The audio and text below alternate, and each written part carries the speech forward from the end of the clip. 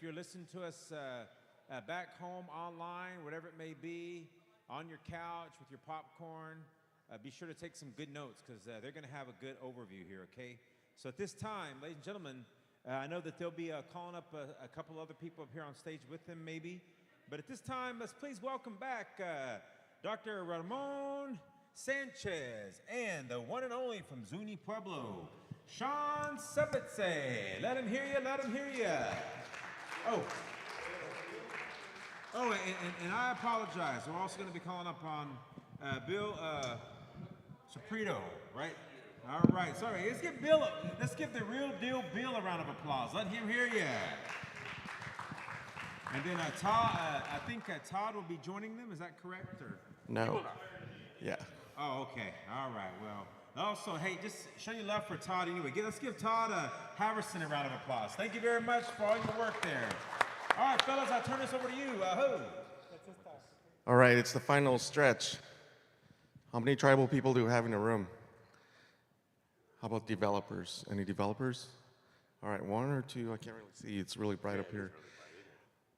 So this content is really meant for our partners who want to enable tribes to do renewable energy development. So the content is really meant for that, so we'll stay to script as close as we can. This is recorded on a webinar, so all the people watching.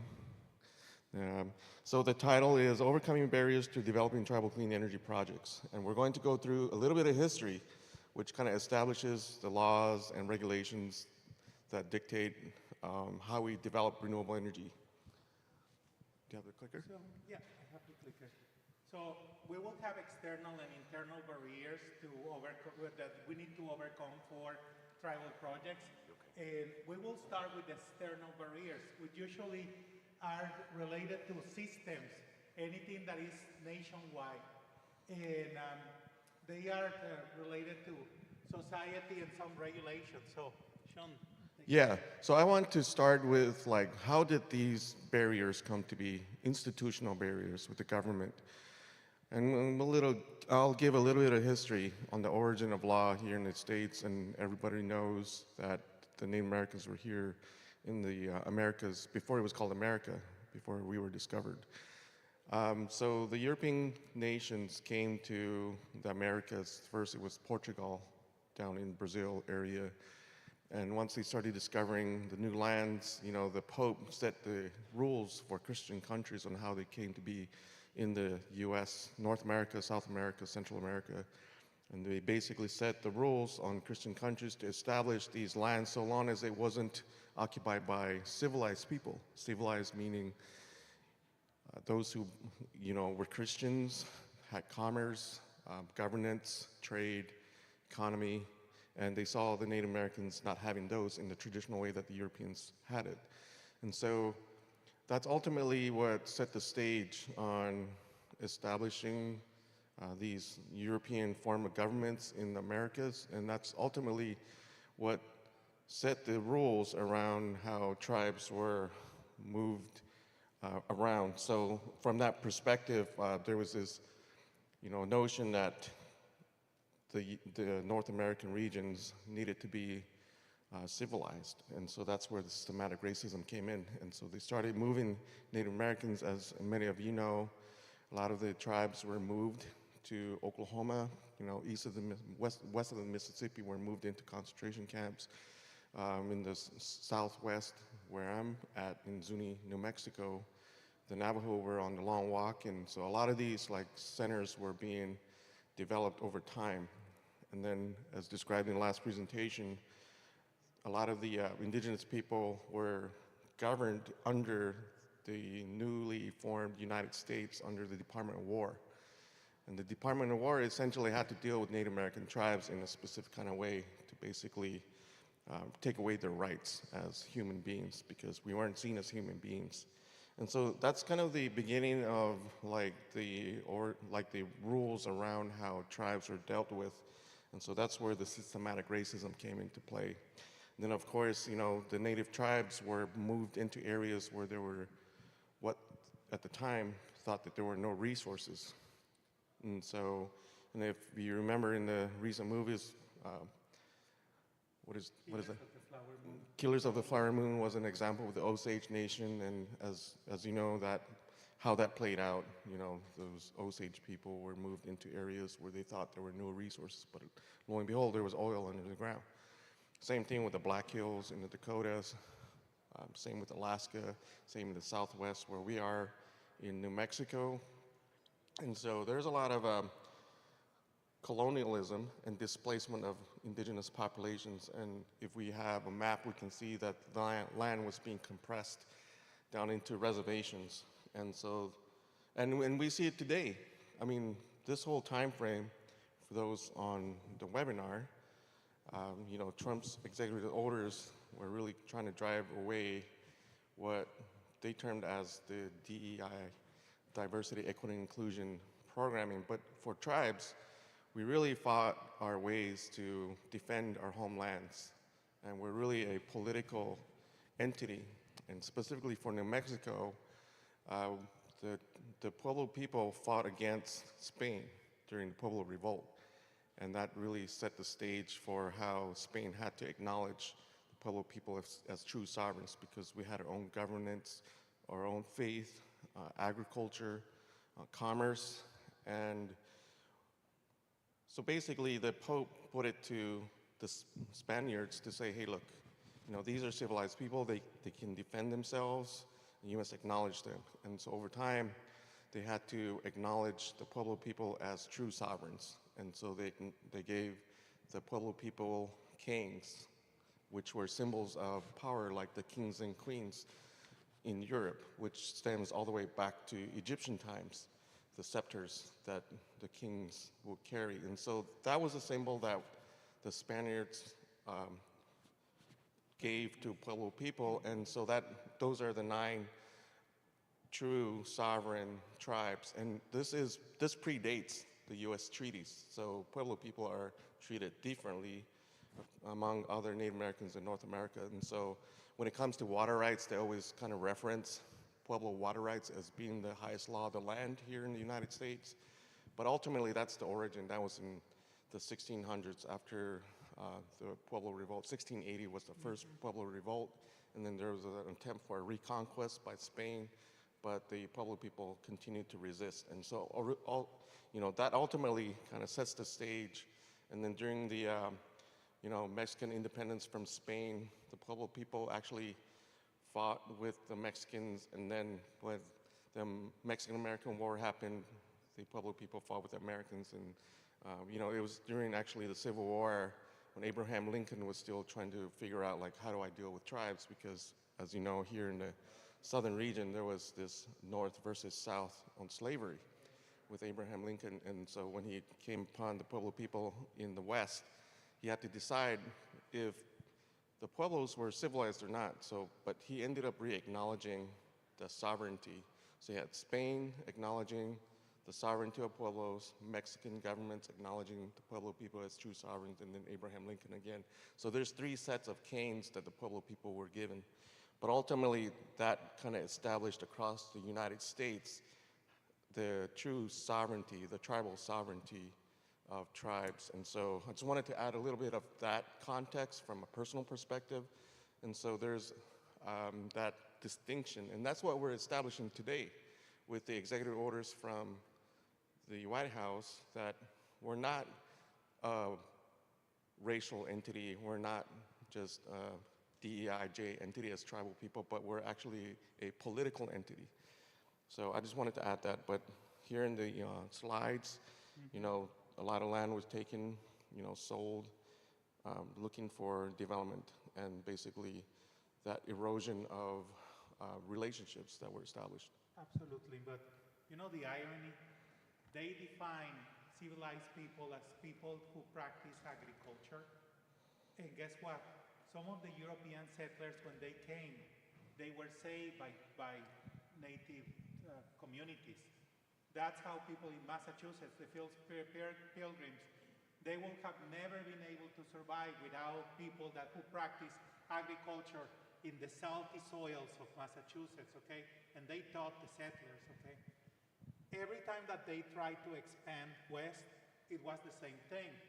They will find new ways of thinking, like redefining the goalpost, like the social goalpost, to try to say, well, they practice agriculture, but they don't work with iron or something like that. And if they don't do that, then they are not civilized in the whole thing. They always try to move the goalpost. And then we went to this, things like this, like for example, the boarding schools, yes, that were from the 19th century all the way to the late 1960s, okay? So that eroded really the trust. And I think that this is the map that you were looking for, Sean, which is, this was tribal, well, the blue part is tribal land, and it continuously was eaten by other settlers that started to just allocate certain portions of land, the less desirable ones, to tribal communities. And now, those less desirable areas of the country, they have a lot of sun, a lot of wind, a lot of resources, mineral resources and other things, and we need to exploit them in a responsible way. That's it. I just wanted to add real quickly on agriculture. How many of you know where corn came from? Did you know that corn isn't a natural plant? It's a grass grain that's cross-fertilized. And this was from 15,000 years ago at the Yucatan Peninsula, that it was actually a genetically modified organism, cross-fertilized to bear seeds at the top of the grain to what is now. How many of you have seen like Big with Tom Hanks and he's eating that little piece of corn? It's kind of like that. Well, that's how small corn originated. But over time, they were cross-fertilized to be what we see today as full ears of corn. We get different varieties from sole, hominy, popcorn, things like that. But that comes from Central America about 15,000 years ago. And yeah, but it's spread all over the continent. You know, the staple crops that we will have in the continent will be corn, squash, and beans, you know, in a sense. And we all have derivations of that, but still, from the first peoples of Canada all the way to the Yucatan Peninsula in Mexico, you will find something similar, you know, a variation of that. So we are joined by that, and still, that's something that happened. So, if the criteria for being civilized was practicing agriculture, guess what? We are civilized. Corn is our actually contribution to the world, and tomatoes and avocados and other things, and squash and zucchini, many things. We are civilized, and then still, I don't want to get into that, so let's go, let's continue. Start a little right here. So really, it's a lack of, tribal sovereignty, because ultimately that's what we're trying to practice today. Because of all the lands taken, the federal government has a trust responsibility, and that's, through treaties and trust.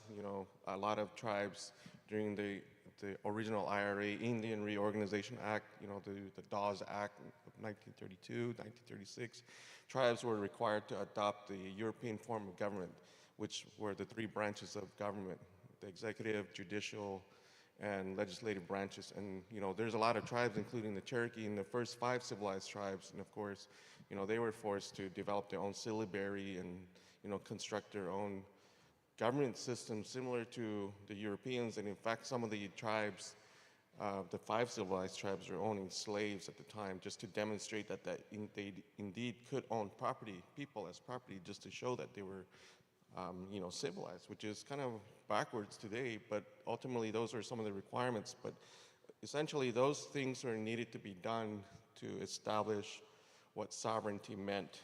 And so over time, there's a lot of that history that has been forgotten, or it's not being taught in the classroom. And so developers today, there's the new renewable energy industry, they're hiring people like crazy, and there's a lot of organizational churn. So there is this lack of history, understanding the responsibilities and jurisdictions and, the land status. And so there's a lot of, jurisdictional federal obligations that tribes are under, in which kind of dictates, and we heard a little bit about it earlier with Amy's presentation with the Interior, the Bureau of Indian Affairs. They have a hand in how land is being developed, the federal requirements for tribal consultation on BOR land, Bureau of Reclamation lands, Bureau of Land Management lands, Forest Service, and what have you. But ultimately, developers and tribes together, we have to understand what tribal sovereignty means. And there's a lot of inaccuracies in what that means. And then you have the states that intervene and then counties that don't always understand. Like our elected officials now with the White House, they don't understand what exactly it means to have that trust responsibility. So there's a lot of confusion that we're needing to clarify, and therefore this presentation is pertinent. I want to add to that.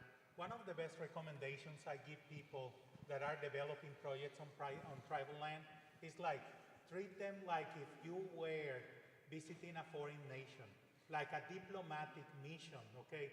Understand their culture, understand essentially anything that has to deal with the way they do business or their values, sacred places and those things. And I always have this analogy. Would you go to Japan without understanding how they do businesses there? And if you are not doing that, then why do you do it with tribal communities? They are sovereign land, the sovereign nations, and they should be treated with respect, okay? And that's part of like, people don't understand that. Well, some people that are developers don't understand that. And ultimately, these rules were developed, during that Indian Reorganization Act. You had Chief Justice John Marshall defining with the Marshall Trilogy on how to define the relationships with tribes. And so in the previous slide, there was a term in there that said that Native American reservations are recognized as domestic dependent nations, and that was ultimately defined by the Supreme Court, Chief Justice John Marshall.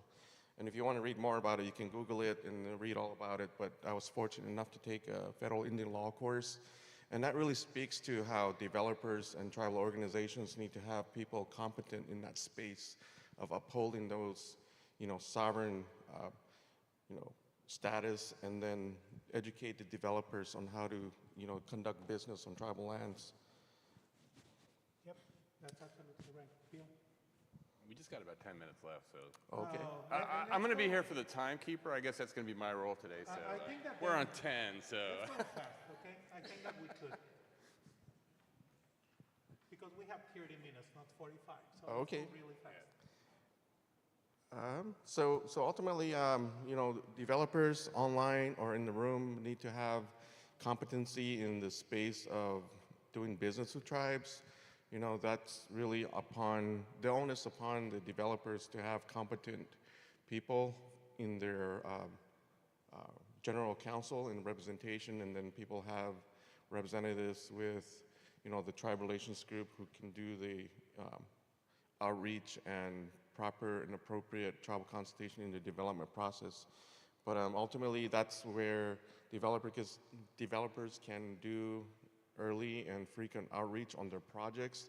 A lot of the states don't have, requirements for tribal consultation, until about anywhere from 30 days to 90 days before construction. And what that means in a development timeline is like, that's an afterthought, in the development process, defining the facilities and say, well, we got to fulfill this check in the box item with the state or the federal government, or even if it's private lands. Some of the more strict states like California, they have Assembly Bill 52, CEQA requirements to consult federally recognized, state recognized, and those who associate with tribal affinity to do much earlier consultation, and those are upheld at the county level. So earlier there was the Southern California tribal entities that organized themselves through gaming to then have leverage over its own state government to have those federal requirements for development of roads, infrastructure like satellites, broadband, and all of the above, including renewables. And so they're really leading. If anybody wants to look at laws that govern what tribal consultation should look like, they should look at the state of California with Assembly Bill 52, CEQA. I know the federal ordinances have that for NEPA Section 106 tribal consultation, but that also is lacking. States like New Mexico should be leading in that space, but they're only requiring 90 days. But because there's a lot of interest with fossil fuel extraction, so our state in New Mexico is kind of lagging, and I'm going to call them out because when I was working for industry, I used to go teach the state land office on how to do tribal consultation outreach. But never, ever, ever do what I have seen some people doing, I mean for developers, it's like just before the deadline, they will contact us and they will say, we would like to have a consultation with the tribe, and we have 1 day to do it. And if we don't do it, we don't have like this check mark, and then money will not be issued for the project. Never, ever, ever, ever do that if you are a developer. Respect the tribes, respect the process, and so on.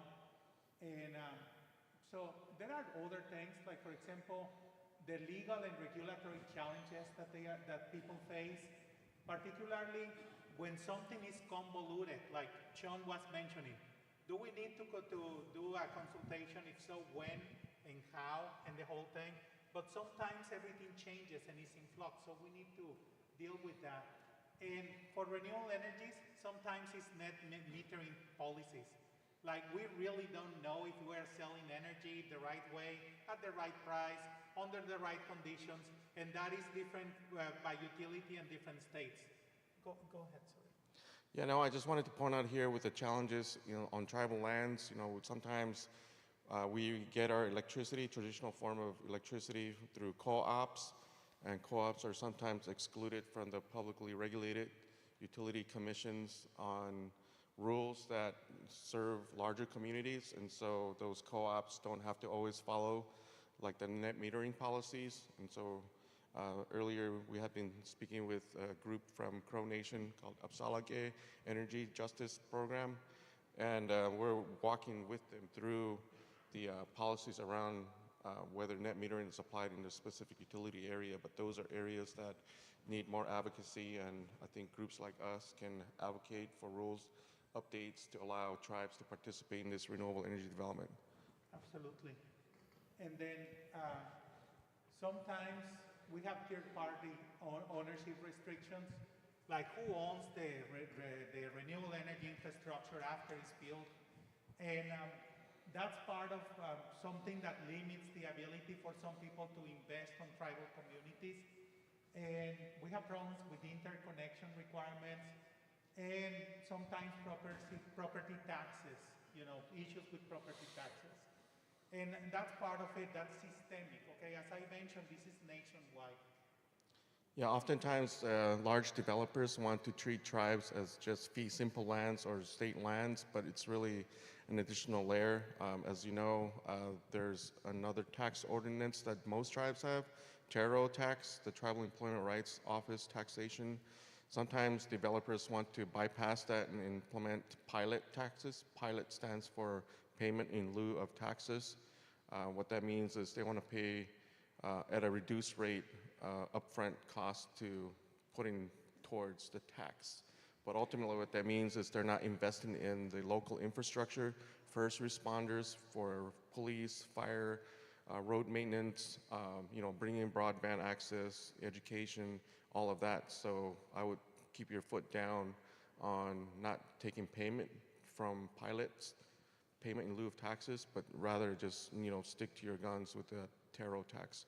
But then also be flexible enough to allow for other new taxes. So it's really on the self-governance part that tribal organizations need to develop their own tax codes on developing energy on tribal land so that they can actually reap benefits. But at the same time, also be aware of what the adjacent lands are doing. You don't want to be so restrictive that they do a simple shift over with one foot in the private lands area or 1 foot in the federal lands area where they have an option. And so those are things to be aware of. So the other thing would be like sometimes we don't have tribal utility codes. That's precisely where Bill is an expert really on developing tribal utilities. So if you ever need to develop this, so we have 10 minutes or sorry Chase, no. Yeah, well, in any case, in this case, we are going to go really fast, but if you need help on developing tribal utilities, I think that Bill can help on that. I think I'm going to actually jump in here for this because my back's hurting and I want to say something. So I really do appreciate everybody coming out and staying and listening to us. But with respect to tribal utility codes, the tribal utility code that your tribe adopts can express and make certain your tribal sovereignty. So the way you draft your code is key to expressing your tribal sovereignty and the energy that's developable on your reservation or in your community.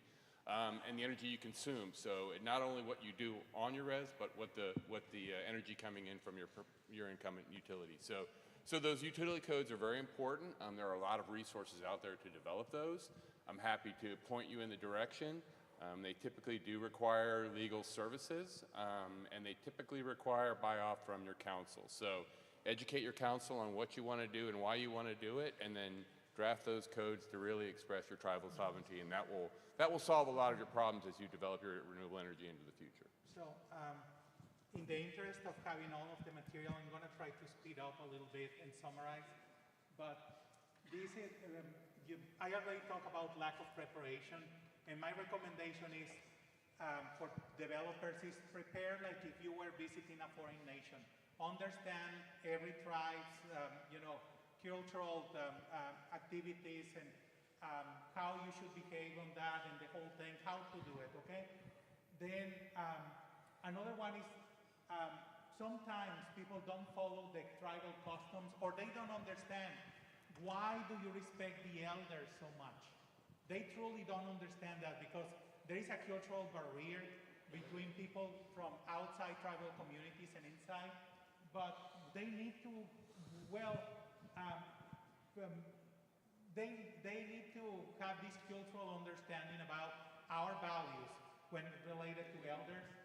And the fact that you should always engage with the tribal government. Why? Because sometimes you may have a contact in some of these communities. You go there because it's easy, but that is not the way to go, okay? That's for people that are developing this. And for internal barriers, I'm gonna go really fast. I'm gonna summarize. First, lack of awareness about what is out there. This is why I did a presentation this morning showing you some of the potential technologies that may be opportunities for economic development. Believing that renewable energies are not for tribal communities. Why? Because they could be really expensive, difficult to build, or you don't have the workforce for that. Lie, lie, lie. We actually have very good land for renewable energies. We can do workforce development programs to train people really fast, and it will be very suitable for tribal communities. And they will spread out things on the internet like solar photovoltaic increases blindness on wildlife. Lie. Wind turbines are going to cause cancer. Lies, and so on. I can go on and on, but they need awareness about what is true and what is not. And I talk about the training the workforce. This is something in which we can work on by having an education program, but also having a hands-on system for developing, professionals in the practice that can help in installing and maintaining renewable energy operations. We have talked about risk aversion to loans. That's a bigger topic, okay? But that will be financial awareness. Loans are not the only options out there. We have municipal bonds, green bonds, carbon credits, and so on, to pay for renewable energy projects and for climate change resilience projects. I just want to share that in industry, a lot of the counties and states have industrial revenue bonds where developers can actually borrow at a low rate of interest from the state governments. And I'll tell you something on what we used to do when I worked for NextEra Energy, which is one of the world's largest renewable energy developer in New Mexico. They would buy private lands and then have those private lands be donated to the county lands, which then changes the status. And when that happens, the government itself can't tax itself on the land. And so those are avoided taxes. But then what they would do then, because they now avoid taxes, And now the counties have this new asset. They can borrow against that land at a low interest rate. And so those are some really, different ways of doing business at a lower cost. And so they can balance sheet finance projects like that. And so as tribes, you can take some of those ideas. There's things like Section 17 entities where you can assign federal trust lands onto that entity and do things like that where you can then borrow against it. And so I think loans are actually a more expedient way of developing. I know that we are, this last 2 days was all about, the risks around the grants not being deployed, and that's the alternative counterbalance. And the presentation that Pilar was meaning to give, that Sherry gave, that was around stopping the aversion from taking loans, and that's actually probably a less time-consuming way to do development. There is an alternative to loans, which is land tax equity deals. In this case, a bank or a developer will put all of the money. The tribe will be a minority shareholder, and that way, what they are doing, particularly in wind projects, this is very effective because they can still perform the agriculture and other activities here, is that they give the rights to the company to have wind turbines for 30 or 40 years. In exchange, they get 20 to 25% of the new company without spending a single dime. Look for land as equity deals. They actually exist. It's only that we don't use them that often. And I talk about municipal bonds, but in this case, it will be something where you will go to a financial institution. They will create a new financial product that is a municipal bond that will be sold to pension funds, to responsible investors, and other people, and that's a way to actually get money for your renewable energy projects. We were going to talk about the alliance, but you have seen what we do. We do many activities. Go ahead, sorry. Yeah, I was just going to put in a plug on this slide. We have Todd in the room, that's an expert on financing, and we actually have a workshop or a event coming up at the Gila River Wild Horse Pass. I think it's March 3rd through the 5th, the Tax and Finance Forum. Look out for that notice on our website, and we'll be talking about capital stack and how that all plays together, the interplay between the tax credits and so on and so forth. I don't know, Bill, if you want to add anything. Well, we are getting the hook a little bit, but you know that we are here to serve you. It will be technical assistance, it could be education, it could be how to finance the operation, it could be connecting you to potential grants that will be out there, state or federal. We are here to serve you. Thank you so much. All right. All right, all right. One more time. We do appreciate that. Yes, sir.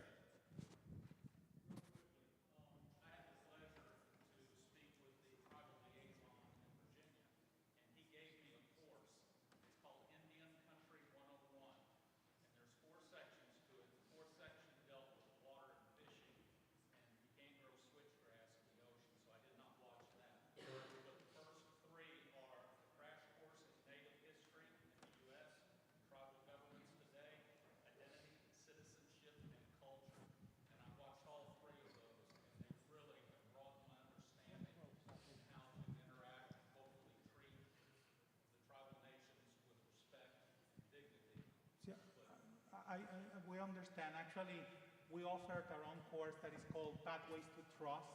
We have been offering the basic module recently, but we are going to start with more advanced modules in the near future. We appreciate this because this is the reason why we are doing this, to try to create awareness on how to respectfully work with tribal communities. Yeah, well, good stuff. All right, everybody, another round of applause. You know what we'll do? Yeah, another round of applause. What we're going to do is they're going to be around for a little bit, okay? And if you're able to address them, we have. Oh, I apologize. That's going to start March the 3rd. Yeah, and I think it goes to the 6th. Okay, so the reception is going to start on that Monday night. All right, ladies and gentlemen. Hey, listen. Before I bring up our final presentation here, Georgetta, come on up here again, and she has another announcement here. Oh my! It's okay. It's okay. Oh my goodness! Like I said earlier, it's just a lot of confusion and just the cause of confusion. So at 1:40 p.m., the White House press secretary issued a statement that this is not a rescission of the federal funding freeze. It's simply a rescission of the OMB memo. Exactly. White House press secretary Caroline Leavitt said, "This is not a rescission of the federal funding freeze. It is simply a rescission of the OMB memo." She goes on further to say, why? To end any confusion created by the court's injunction. The president's EO on federal funding remains in full force and effect and will be rigorously implemented. Now that was at 1:40. At 2:40, I received an email from the Office of the Assistant Secretary, Office of Public and Indian Housing, stating, "Dear tribal nations, TDHEs, and lenders, this afternoon the Office of Management and Budget, on behalf of President Trump, rescinded the memo that instructed all federal departments to temporarily pause all activities related to obligations and disbursement of federal financial assistance. The pause has ended, and access to locks is restored. Thank you for your continued work to administer HUD programs that improve the day-to-day lives of those we serve." So the right hand doesn't know what the left hand is doing. So as we stated earlier, just stay vigilant, just pray. Yep. A lot of confusion, and that is exactly what they probably want. So anyway, as I was speaking to Sherry and some of the other members of the Alliance, is just stay on top of the news, reliable news sources. Not And tweets. certain news outlets, just those that you feel that are giving us reliable information. So this could go back and forth for who knows how long. But like I said earlier, just stay vigilant, and we are very resilient as Native American people. But I'll turn it back over to Chance. Okay. Thank you. Okay. All right. So thank you, G. And listen, G should be joining us here momentarily. As soon as our final discussion is over, she's going to close us out and just say her last and final encouraging words and introduce her staff again. Okay. So with that being said, we're going to be calling up our next panel here, wrapping it up, empowering tribal communities through renewable energy. The future is bright. So at this time, I'm just going to turn this portion of the program from the Tonawanda Seneca tribe here, community, Thomas Steyer. Let's give him another round of applause. Chief Relations Manager, Clusia Indian Energy. I'm going to give this over to him. He's going to introduce our discussion here. All right, this is it. Hey, listen. Final session, round of applause. Final session. Let's go. Let's close out. Thank you. You can take that mic if you like.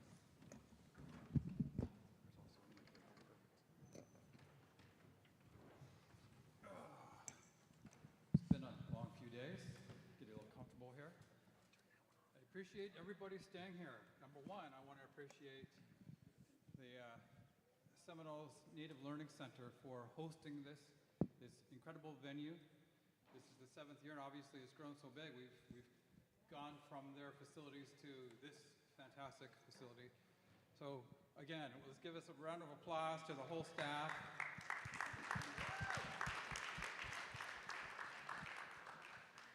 And for you guys, for the diehards, for still being here, I've heard that there might be a $100 free gaming plate. Just kidding, just kidding. But you will get our business cards. So there you go. And I want to introduce the panelists. Unfortunately, one of the panelists wasn't able to attend. That was Pete Upton, who heads the Native CDFI network. If you guys aren't familiar with the Native CDFI programs, there's more than 70 Native CDFIs, financial institutions solely focused on supporting their local communities They're amazing organizations. They're what I consider grassroots. They provide necessary services to a lot of our communities. As you know, a lot of our communities are in very rural areas where traditional financial institutions sometimes fear to tread, or just simply they don't see Indian country as very profitable. So native CDFIs are an important, integral part of those local communities. And throughout this discussion, we'll probably mention a few more words about the Native CDFI network. But I also want to introduce, I want to introduce them, but I also want to kind of explain the reason for these guys being here. Number one, and we just heard from the last panelist from the Alliance for Tribal Clean Energy, they finished the topic of the whole financing aspect. And that's kind of the key linchpin for what we've talked about all week, right? There's a lot of opportunities in Indian country. There's a lot of ideas of how and why to develop these renewable energy projects throughout Indian country. But at the end of the day, the almighty dollar is what makes this happen. And we have Peyton Batliner from Native American Bank, a financial institution that's kind of near and dear to my heart. I actually started with them when the bank first opened 20 plus years ago, and they're based in Denver, Colorado, but they've recently expanded and they're growing throughout the Pacific Northwest. So really excited about the growth of that institution. We need to support Native American-owned financial institutions. It's something I've been very passionate about. I've spoken about at many conferences throughout my career. And we also have Matt Peeler, who he's here representing a very large financial institution called Pathward. And the reason he's here, for many reasons, is that he focuses on that institution's Native American practice. And he has a long experience in bringing the important tools that are very appropriate for Native American financial support. Not just renewable energy, but the programs that he's an expert in support everything from, casino hotel expansion, not casinos particularly, I don't think at this point, but like hotel expansion, clinic development, gas stations, building the various institutions that support Indian country, like maybe an administration building. But that's his expertise, and $8 billion financial institution backing up that. He plays an important role in that a lot of our native financial institutions are not that large, and so it's imperative that Indian country has these types of relationships with larger institutions that could handle larger projects. So with that, I'll let you guys flip a coin to see who goes first, and Go ahead, arm wrestle, arm wrestle. Yeah, go ahead, Peyton. Anyway. Thanks, Thomas. Yeah, great introduction. Appreciate it. So yeah, I'm Peyton Batliner. I'm the CLO, Chief Lending Officer at Native American Bank. And while we still have you, I'll start out with the high note, which is we are well capitalized, have money, and want to put it into your projects and communities. Come talk to me, please. We want to hear from you. We want to know what you are doing, especially in the energy space, but housing, IHS facilities, tribal administrative complexes. We would love to hear about your projects, so please come and talk to us. My colleague over here, Michelangelo Bustamante, we are just opening a branch right now. We got the keys, 2 or 3 weeks ago, on the Tulalip Reservation.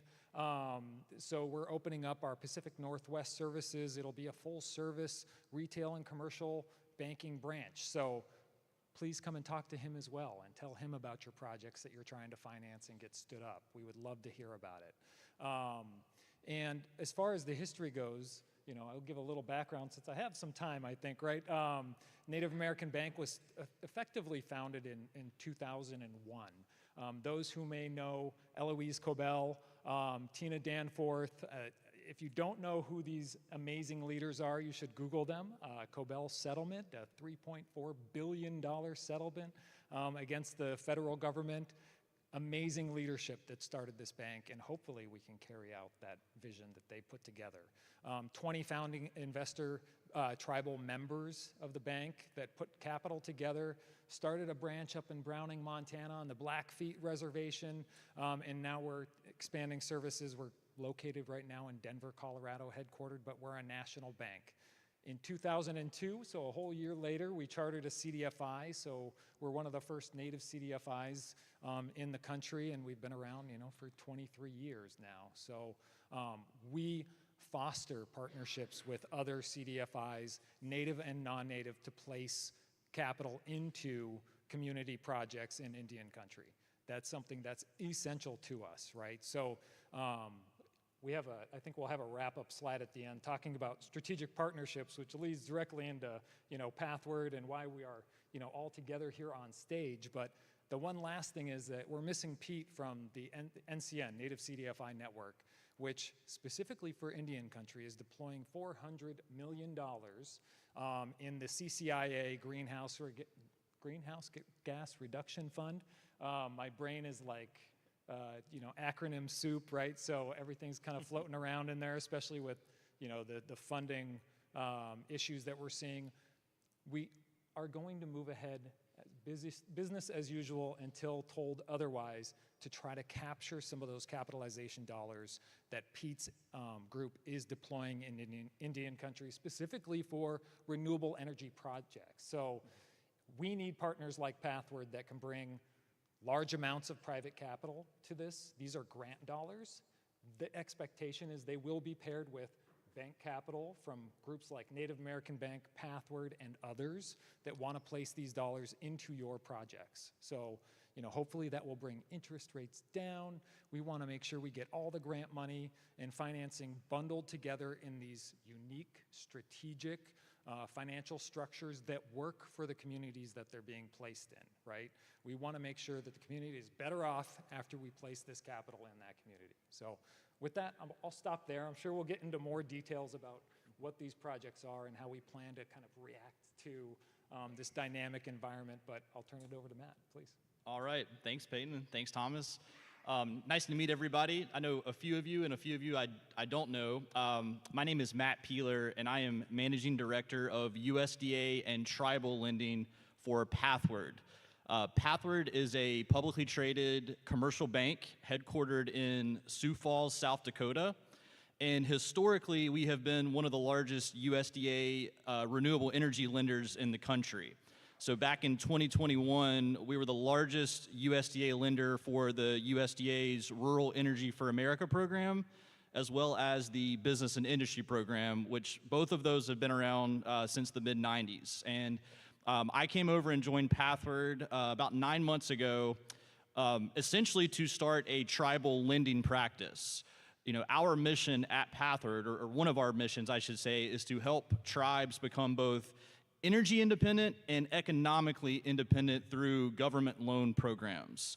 So the programs that we're currently active in Indian country are the USDA under the Rural Development Programs, the BIA, which is the Bureau of Indian Affairs Indian Loan Guarantee Program, and we're also looking very closely at the Department of Energy Tribal Clean Energy Loan Guarantee Program.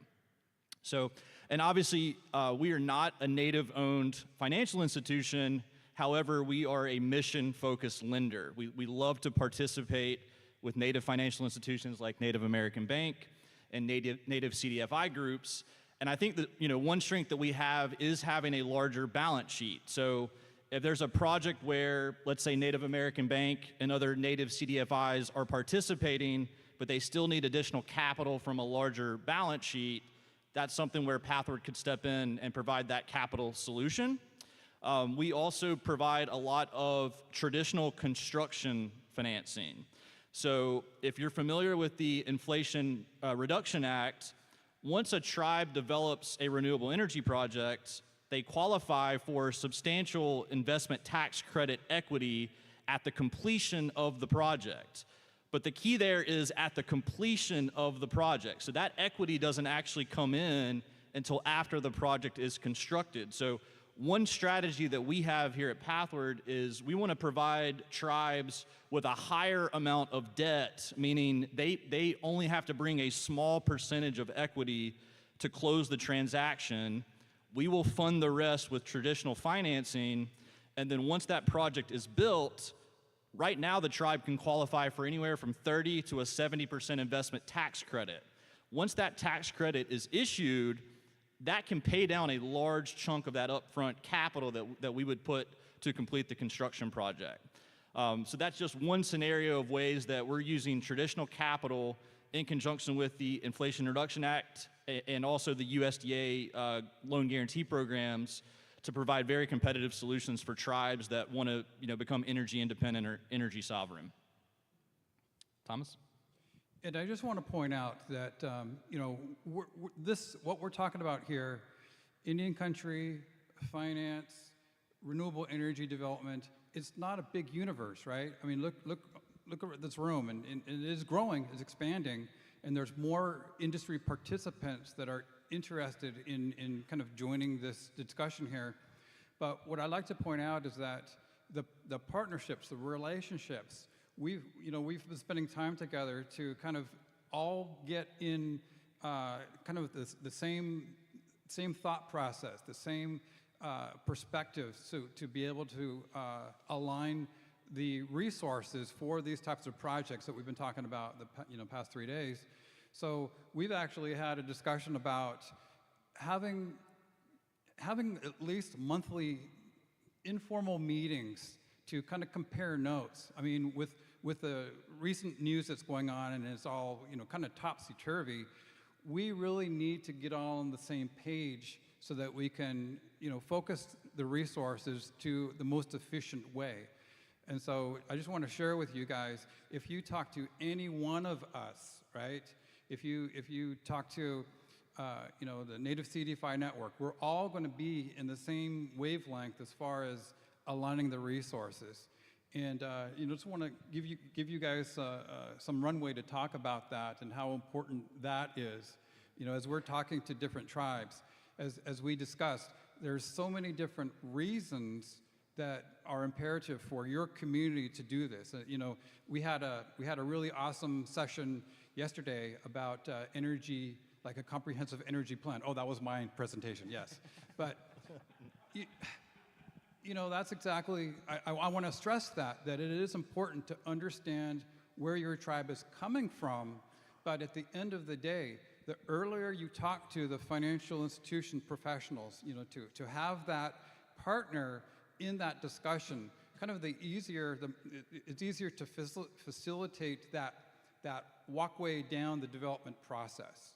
And if you guys want to have any comments on what I just said. Yeah, I'll jump in and talk to some of the deals that we've recently done where we've paired our bank capital with up to 5 native CDFIs participating. So I think a lot of people think that behind the scenes in financial markets, banks were kind of competing against each other, sharks, right? Like swimming out in the ocean.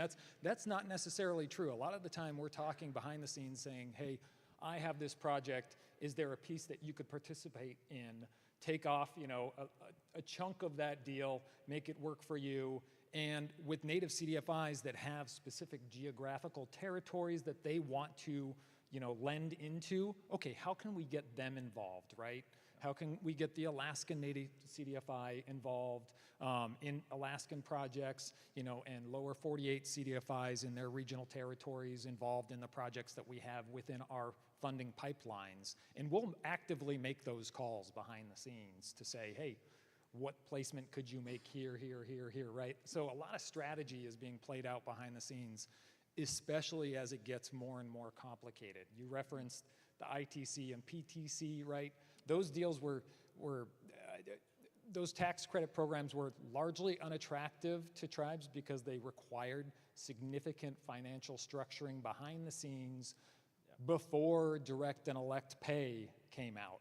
And hopefully that stays around, right? Because now tribes, nonprofit institutions, universities, non-taxable entities are eligible for that direct payment of what used to be a very complicated tax equity financing structure, right? So it's important that we work behind the scenes and collaborate, right, to ensure that we can bring these deals across the finish line and that we don't scare our tribal counterparts and tribal governments and communities away from these type of projects that can provide quite literally critical infrastructure, right, for community development. So that's really what we're doing behind the scenes to try to get these things done.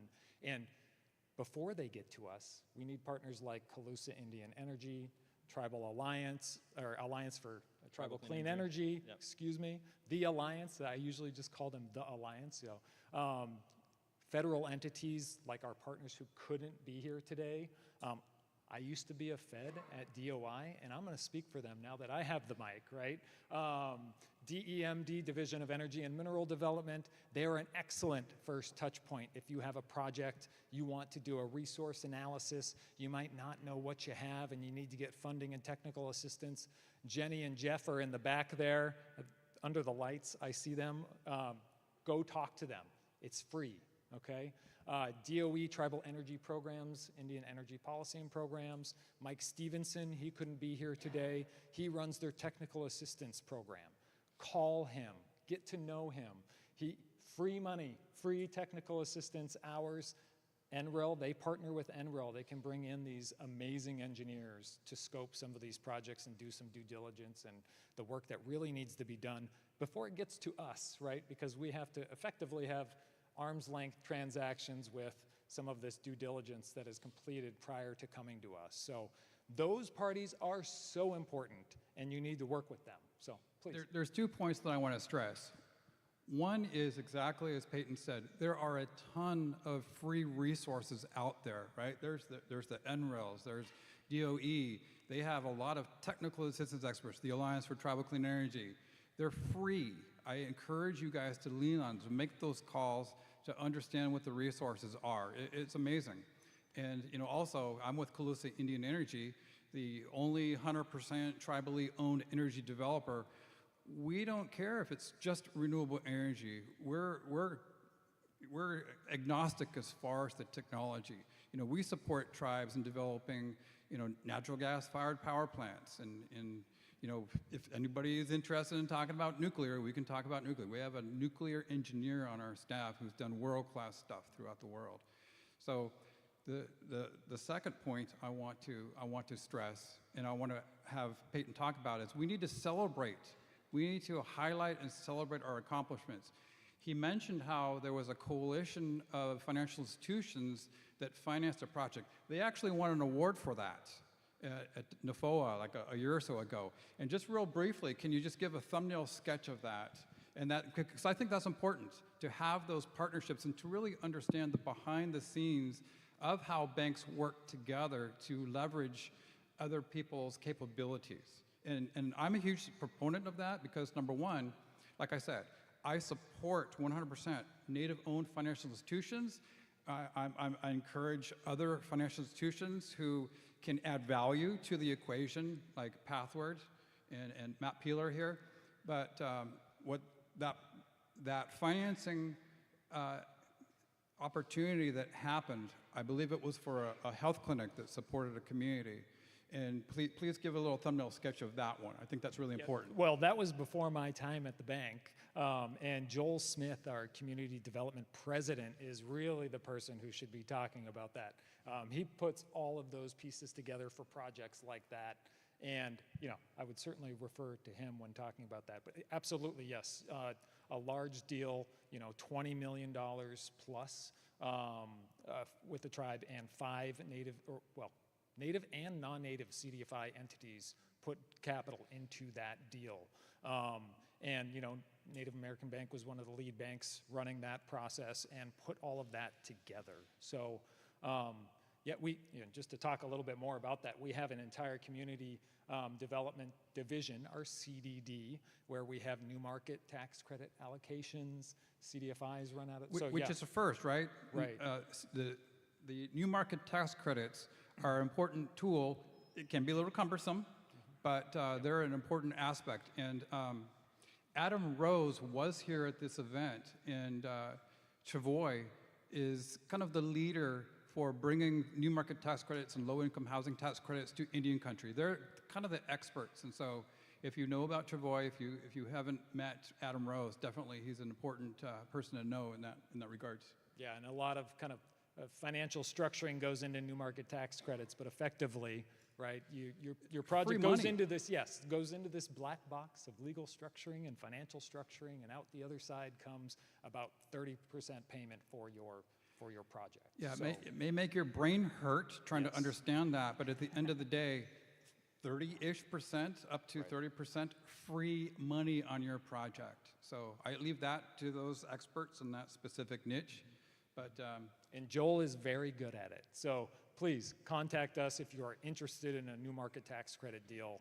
We would love to, if we're not the right institution, we'll point you to the right institutions out there that can get your project done, where the allocations make sense for them. It's very specific. So, and it's not just for renewable energy projects. You want to give a brief little list of yeah, things it depends on what you applied for and what was awarded to your entity under the new market program, what your allocation is for. So when we get approached by projects that are not within what we have applied for, we'll refer it out. So, and Joel will certainly do that screening for you. He's excellent at it. So, and he knows all the players out in the market. So, and I want to point out that a lot of us don't have that banking finance background, and we need to rely on the professionals here.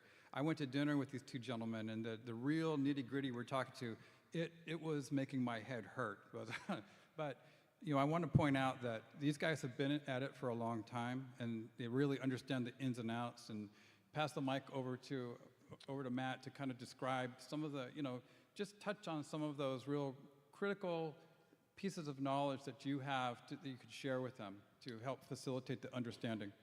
Yeah, absolutely. Well, one thing to mention, I know the focus of this conference has been on renewable energy, but there are a plethora of other programs to help with other tribal projects. So to kind of go back to the USDA for a second, which is what I specialize in, there's a USDA program called Community Facilities, which provides tribes up to $100 million to develop essential facilities. That can include hospitals, cultural resource centers, tribal administration buildings, fire stations, emergency management, police, transportation facilities, roads, bridges, streetscapes, street lights. All of those projects are eligible. And the other thing is there's no equity requirements. So potentially, if there's enough collateral available, we can finance 100% of these projects. And then, you add to that this 105L lease program through either IHS or the Interior Department.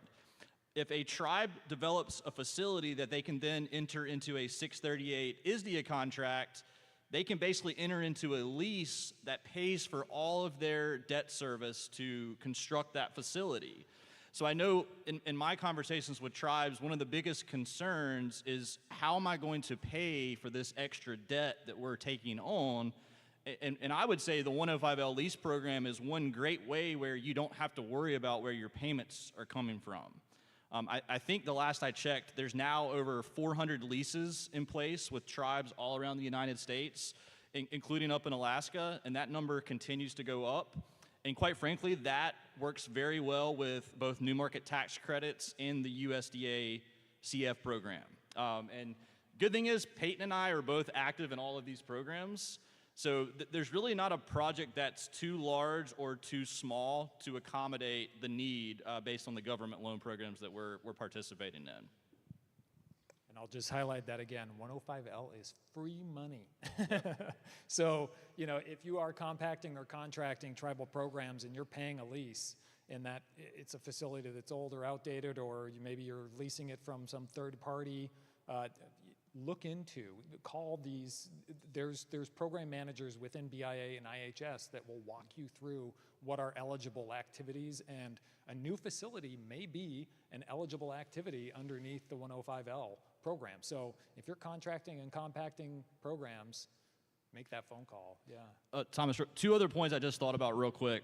So you asked about challenges. So one challenge with the 105L lease program is that the application cannot technically be approved formally until after the facility is constructed. So what that means is that when we close on the construction loan, the applicant would need to have sufficient collateral available at that point in time to close on the construction. Normally, the way that we get there is we will take a leasehold interest on the property because we can't file a mortgage if it's held in trust. And then in a lot of cases, we will have the tribe provide like a payment guarantee or a revenue pledge. So that's one way we can bridge the gap. And there was one other thing I was going to say, and I lost my train of thought. It'll come back to me.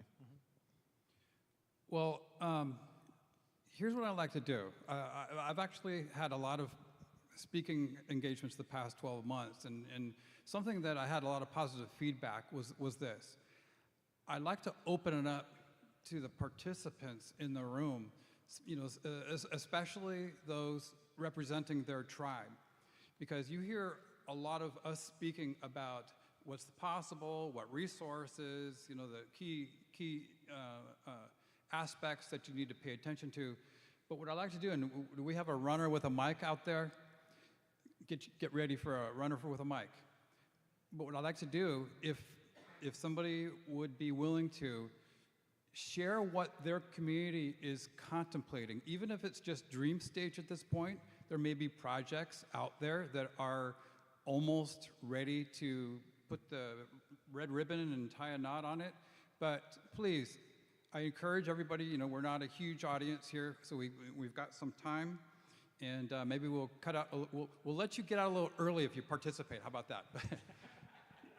But please, stand up, have a minute to share with the audience if you're okay with that, so that others in the room can kind of benefit from your insight, from your project. And it's great to share. So anybody out there willing to take a mic and share a little bit about what your community is contemplating? Thank you. Village of Solomon, and this is for you to get out early. We actually have a meeting. We're in the Seward Peninsula of Alaska, right under the Arctic Circle, closest to Russia. That's geographically where we're located. But Michelangelo is having a meeting with me. I'm the treasurer on our council. I'm also the tribal resources director. And our president and vice president, because we have been struggling on our affordable housing development. Any development in our location has to come through a barge, and usually that's from Seattle, and it's only a short window through the year. So the construction and to fly contractors in to do the work is really, really heavy finances. We're less than 200 people for our tribe. Anyway, so we bought land from the city. We partnered with another tribe because the housing is awful just like everywhere else. The city does not have water, sewer, power access down this area that we purchased land from the city on, and so our tribes, both tribes that are developing on this area, are having to front the cost of the utility expansion because the utility does not have, I guess, any money. So a lot of our U.S. Treasury funds that we received as the allocation that we planned for our vertical construction of the new single-family housing units in the community facility ended up having to go toward the utility expansion. Initially, when we started this planning 3 years ago, it was 2.1 million, and this is maybe a quarter of a mile for utility expansion on this city limit area where we're developing. So now it's 5.5 million, and we can't build without water, sewer, or power, and we've had to secure additional sponsorships and donations and funding and really begging people to help us because we bought this land and we just sitting on empty lots. Everything is so costly to develop affordable housing, which we can clearly see why. We've run into this over and over again. So we applied for a USDA secured loan. I actually wanted to talk to you about that. But USDA is, no offense to anyone working with or for USDA, but it has been a pain, a huge challenge to go through the approval process, get all of the planning and engineering, which costs hundreds and thousands of dollars for any kind of design. You have to do survey, core drilling. I don't know anything about water, sewer, utility expansion. I have to trust and hire the experts to do that, and I have to sit in coordination meetings with all of these contractors and keep track of how much money we are spending and how much more I have to secure. So anyway, somehow Michelangelo and Peyton figured out that I needed money, and they came and approached me, and I was able to ask my president and vice president if we could set up a meeting to see if the shortage of $4.4 million that we need for our community center may be a project that we can partner with them on, because we are also going to be utilizing our BIA 105L lease. Which would pay back the loan. And we're really excited for an opportunity to work with a native-owned business to begin with, rather than Wells Fargo or, you know, the other banks. So that's our project. Thank you for sharing. Really appreciate it. Thomas, I'll chime in. Sounds like a really, well, it's a situation, it sounds like. There are funding options available. So when you mentioned the USDA, I assume you applied directly to the USDA, right? Yeah. So USDA has two programs. They have the direct loan and grant program, which you described, and then what I'm active in is called the loan guarantee program. So one thing right off the bat that is different is that the loan guarantee program provides an expedited and more cost-effective pathway for you to reach the same point, which is obtaining the necessary financing that you need to complete your project. So one example, if you apply direct under the water and waste program to USDA, your engineer is going to need a preliminary engineering report with 3 alternatives to your proposed project. So that report, in some cases, depending on how large it is, can cost tens, if not hundreds of thousands of dollars. If you applied under the loan guarantee program through Native American Bank or through Pathward, you would only need a simplified engineering report, which is like a 5-page document. It may cost you $5,000 to complete. And we can get that project funded in 5 months versus you having to apply for 12 to 18 months before you get any indication whether or not your project's going to be approved. The other good thing about the loan guarantee program, while we can't offer grants, it does offer up to 40 years on the repayment. Because for water and wastewater, you typically pay for those systems through the rate payments that you have to charge your community. So if there's only 200 people and then there's a new wastewater treatment or water treatment facility, typically the utility to cover that cost to build the system is going to have to increase the utility rates to the community that's going to ultimately pay for that system. So that's something that we would look at is figure out, how much is your project going to cost? What does that repayment look like, and does that place any burden on your community to be able to pay for it? But ultimately, I do think the USDA program is the best for water and waste, mainly because you get that 40-year repayment ability, which you can't get anywhere else. Well, we already spent all our money to secure the contractor to do the utility expansion, so now we don't have money for our community center. Oh, okay. So that's where that Gotcha. Okay. And for the community center, I would say either the BIA or the USDA Community Facilities Program would be 2 great options for you to consider on that project.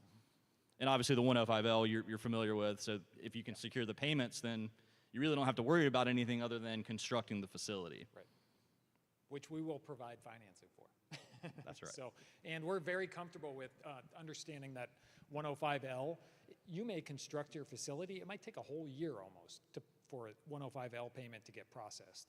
We're comfortable financing those types of projects. So that's why we invite you to talk to us and make sure that we all understand the constraints that we're under here, but when we effectively are getting a free facility paid for by the federal government, we're willing to work with you on that. So Thank you for sharing. We have a mic runner over here.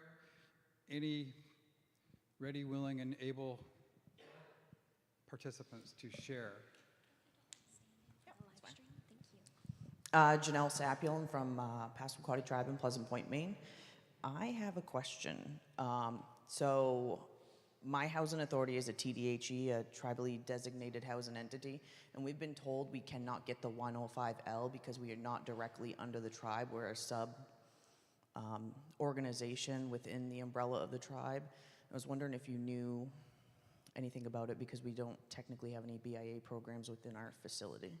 Yeah, we'd typically be looking at HUD, NAHASDA, and Title VI are the programs that we would look at for financing facilities through that. It just depends on what the project is you're developing. We have housing specialists and LIHTC too, if it's a low-income housing project. So all of those things we can bundle together. But yeah, go ahead. I was going to say, it's my understanding that both tribes and tribal organizations, TOs, are eligible to submit 105L applications. The question is, can you enter into that 638 contract as a tribal organization? I think that's what you got to figure out. Does the tribe have to grant the TO the ability to enter into that contract, or do you have the ability to enter into it as a separate entity? For instance, we've got a project right now. There's a tribe in South Dakota, and they have another, I'll call it an enterprise, or they call it the arm of the tribe. It's another entity, and they're looking to do the same thing. They want to be able to develop a facility that they can enter into a 638 contract without having to go to the tribe to get their buy-in on that, because they consider them a separate entity from the tribe. Okay, so we're hopefully building a new elderly complex. I was just awarded $5 million through the Price Grant. Our current elderly complex is mold, radon. It's with the 100-year flood zone due to ocean erosion. It's sinking. It was built in the 60s. It's horrible. It's not good for elders or anybody in general. So $5 million is not gonna cut the 16 units we have to replace, along with our elderly meal site. They do elder activities and stuff in there. And then our office building, the housing authority. We usually like to stay close to where the elderly complex is. And we're just having trouble trying to find other funding to back with the Price Grant in order to be able to get the new complex and be able to put our elders in a safe and decent sanitary condition. That's the whole model of HUD, is to have your people live not in substandard housing, but there they are sitting there. I mean, yeah, so any information at all that could be beneficial would help. Yes, so assisted living facilities or senior living, those are eligible under the USDA Community Facilities Program. So to me, that would be the best source of capital. We can provide up to $100 million, and there's no equity requirements. We do have to make sure that the loan is fully secured. So we'll look at sort of what the value is of the property, but that to me would be the best bet. In addition to like term loans, we can also do construction. So if you need to renovate the facility, we could give you an interest-only period to construct it, and then you would have typically up to a 30-year amortization once it's built to repay. And then if you can get the 105L, then your debt service is covered in perpetuity.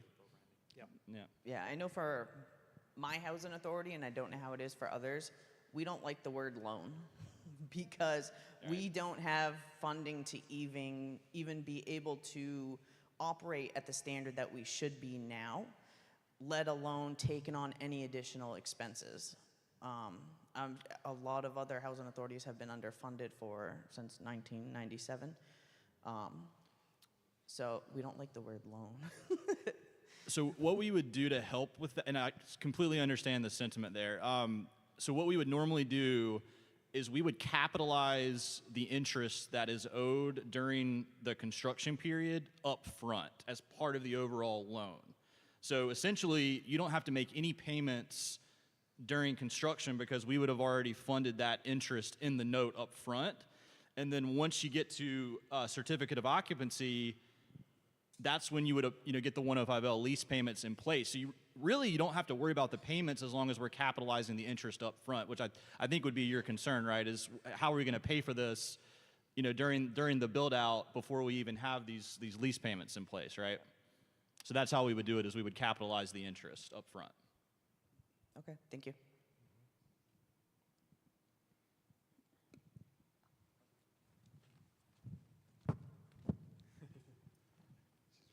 Another brave soul.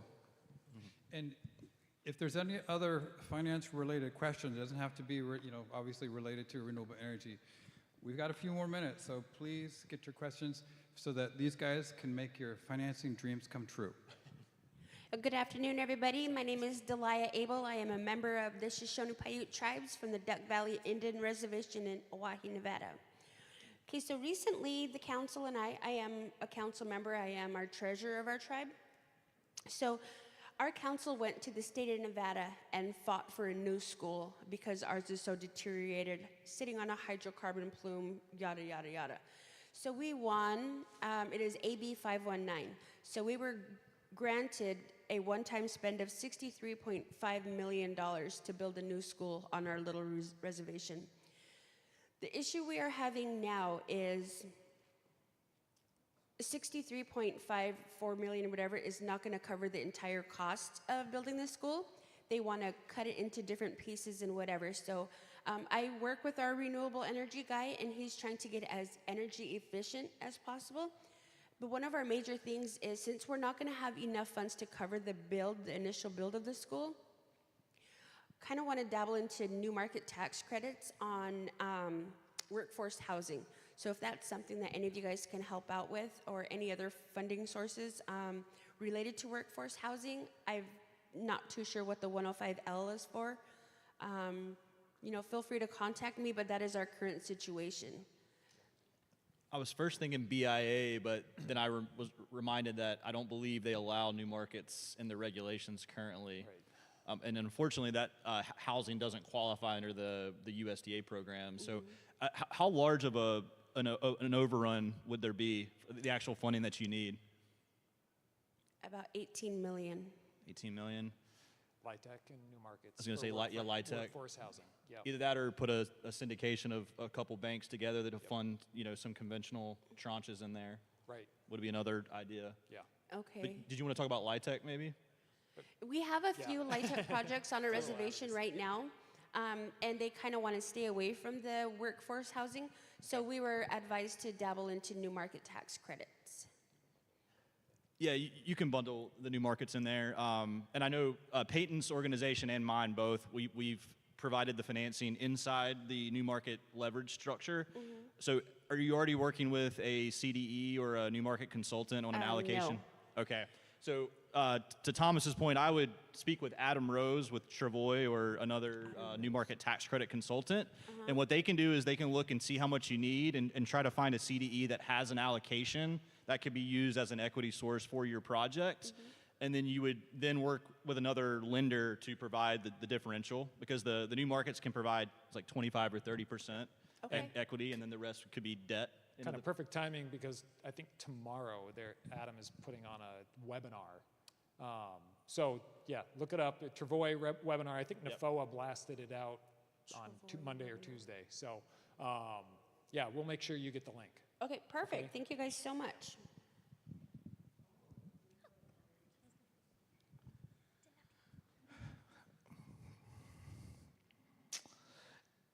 My name is Ron Poplowski. I'm with US Global Energy, and we develop utility scale projects. We've done them in 16 countries around the world. And fortunately, we don't have as much of an issue with obtaining financing, although it is critical to lower the interest rates and the costs, because that impacts directly the return on investment. So when you have a large project, let's say 100 megawatts or 200, it goes from my hands to an investment committee. The investment committee is supposed to take an arm's length look at it. They look at the return on investment. They don't care whether Ram's working on it or you're working on it or whatever. You mentioned the possibility of collateral on some of the projects. We're talking now on Indian country. Most of the tribes do not have the collateral, And it's, at least we have not figured out a way to use trust lands as collateral, or even if we could, I don't think the council would ever agree to it. So the question is, are we able to take advantage of these? I mean, for example, DOE, which offers billions and billions of dollars, but try to get $1 for a cup of coffee out of them. I mean, that's a challenge. So I'd love to hear why you think these government programs now could be better than they were for the past 20 years. Well, real quick, the USDA recognizes in the regulations that federally recognized tribes are eligible applicants and that projects can take place on trust lands. So, you know, for a renewable energy project, let's start there because that was the premise of your question.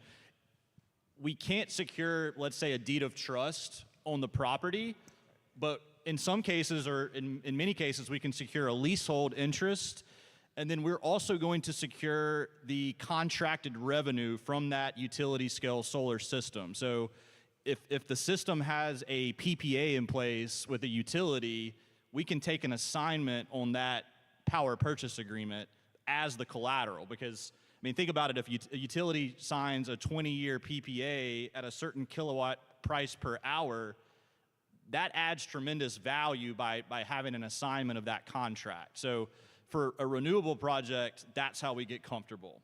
For a non-renewable project, in some cases, it might mean that the tribe has to sign on as a corporate guarantor to the loan, and it would be as if we are providing a loan to a municipality.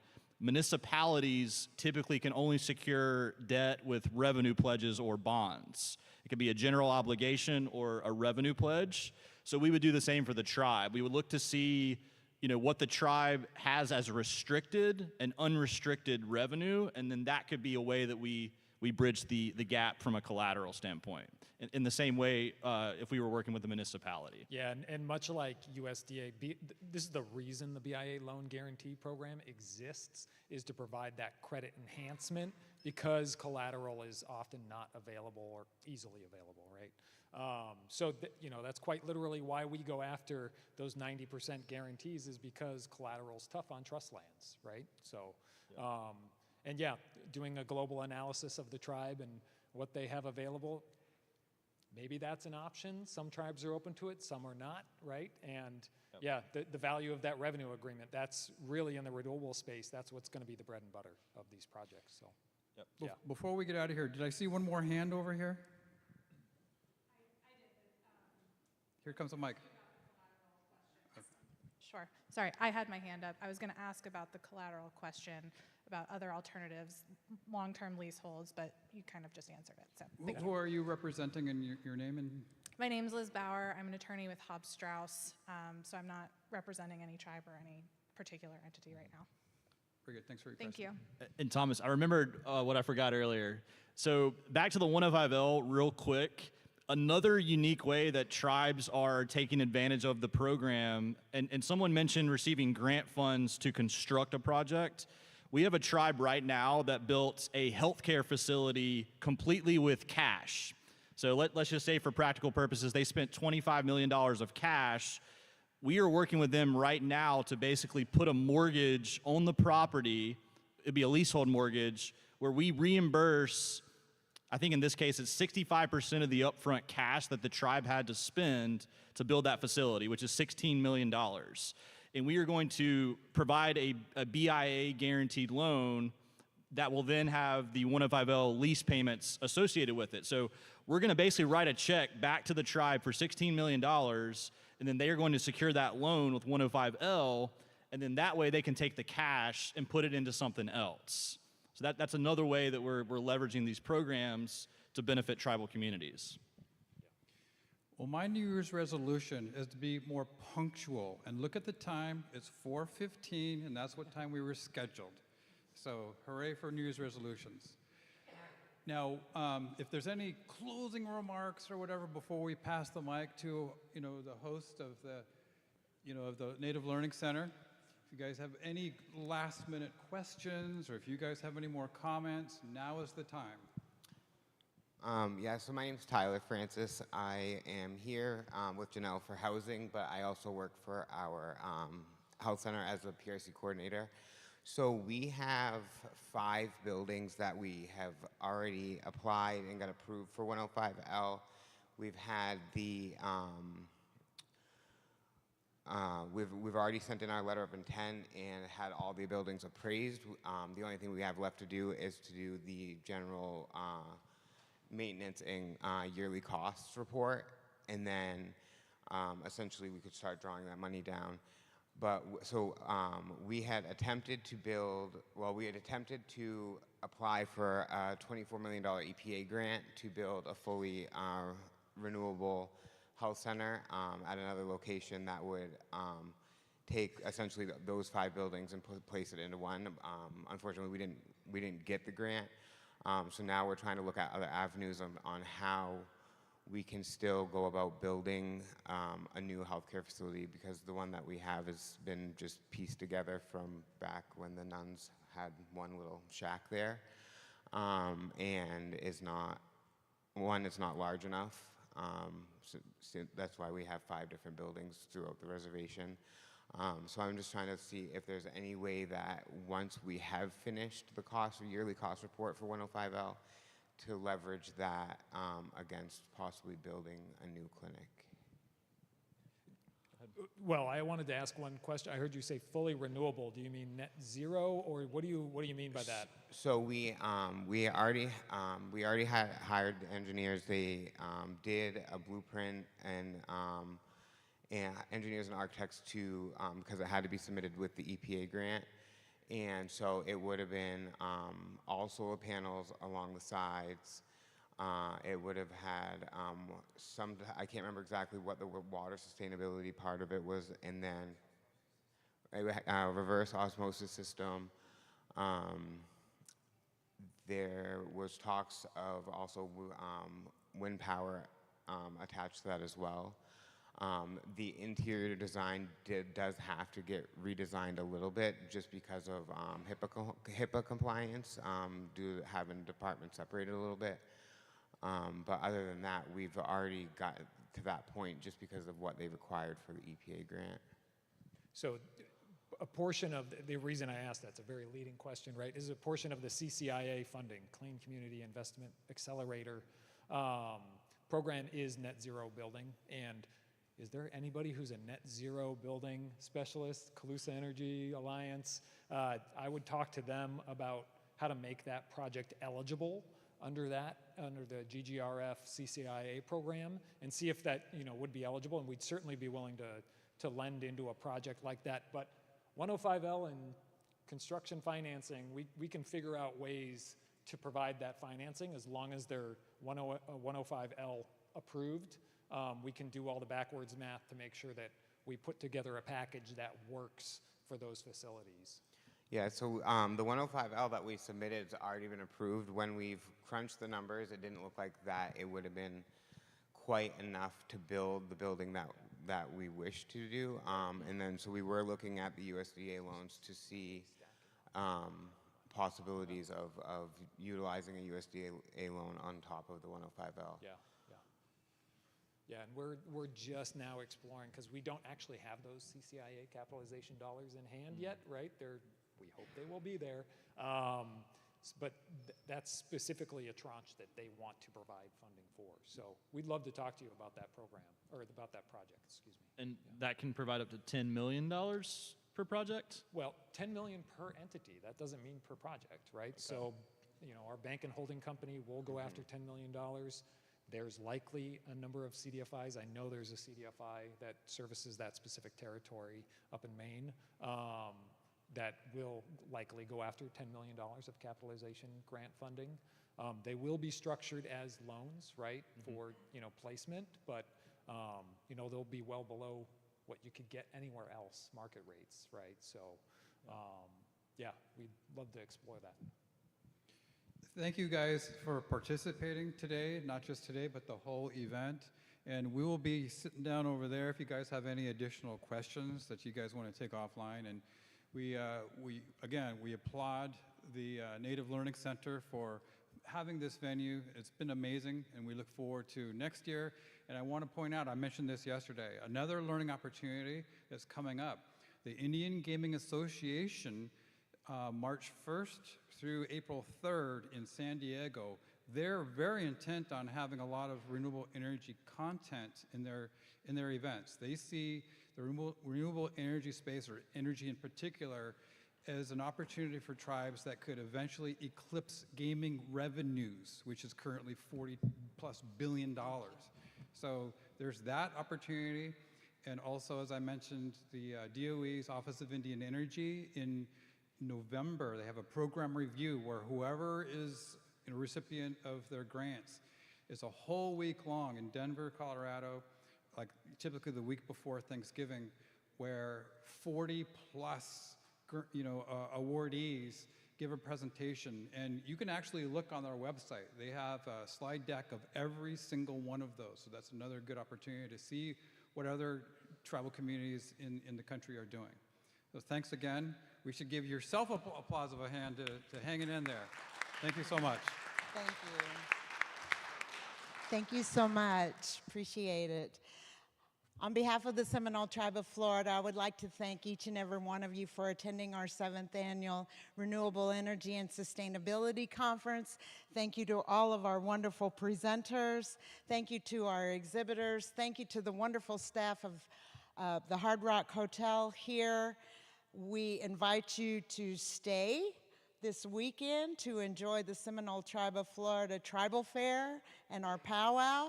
And if you are leaving us, then we pray for traveling mercies and safe travels back home. Thank you. Aho.